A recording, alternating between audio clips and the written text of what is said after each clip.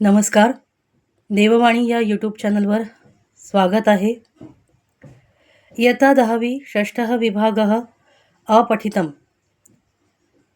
गद्यांशं पठित्वा कृतिः कुरुत. एकदा शरीरस्य सर्वाणि इंद्रियाणि हस्तौ पादौ मुखं नासिका कर्णौ इत्यादींनी मिलित्वा अचिंतयत. एकदा सगळ्या इंद्रियांनी, शरीराच्या सगळ्या इंद्रियांनी, हात पाय, तोंड, नाक, दोनही कान सगळ्यांनी एकत्र येऊन विचार केला. वयम सर्वे प्रतिदिनं परिश्रमं कुर्मः. आपण सगळे एकत्र दररोज परिश्रम करतो. एतत् उदरं सर्वं स्वीकरोति. हे पोट मात्र सगळं ग्रहण करतं, पण स्वयं किमपि कार्यं न करोति. स्वतः काहीच काम करत नाही.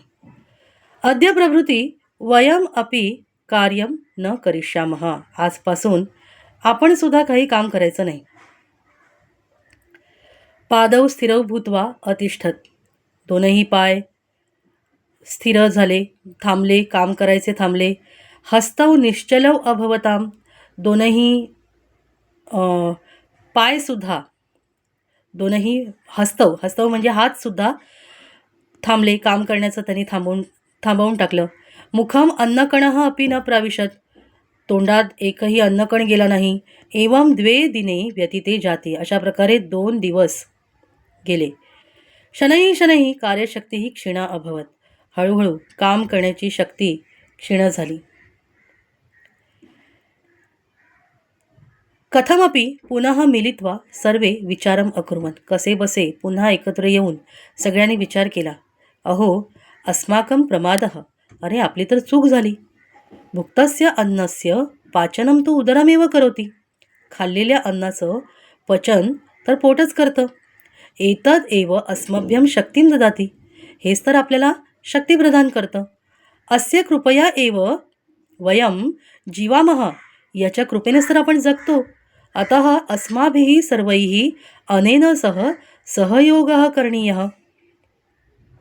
म्हणून आपण सगळ्यांनी याच्यासोबत म्हणजे पोटासोबत सहयोग केला पाहिजे, त्याला मदत केली पाहिजे.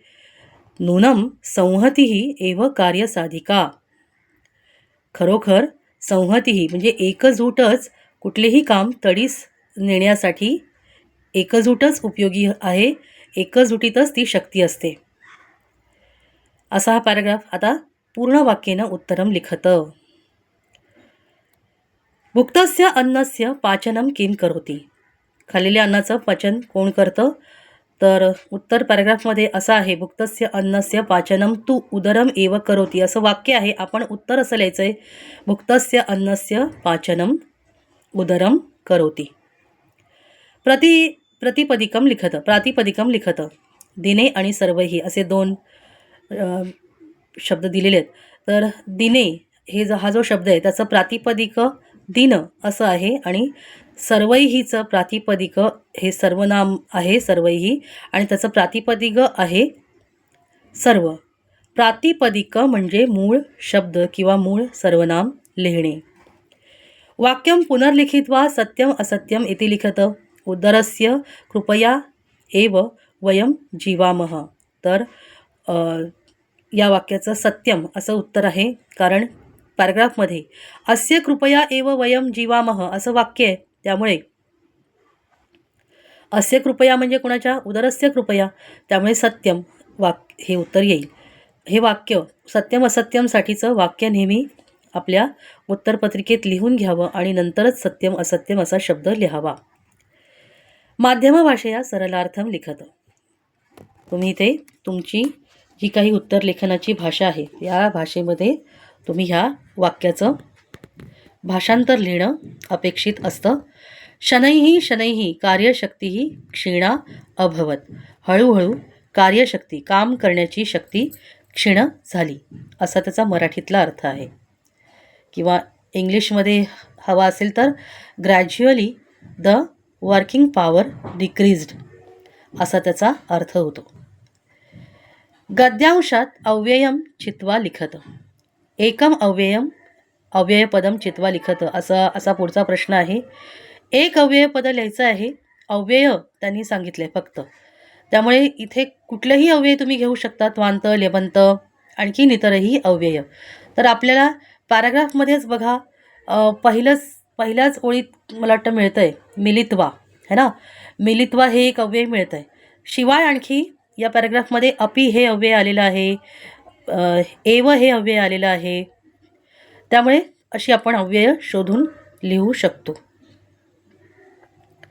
पुढचं वाक्य किंवा पुढचा प्रश्न आहे कारक परिचयम कुरुत. एतदेव अस्मभ्यं शक्तिं ददाति.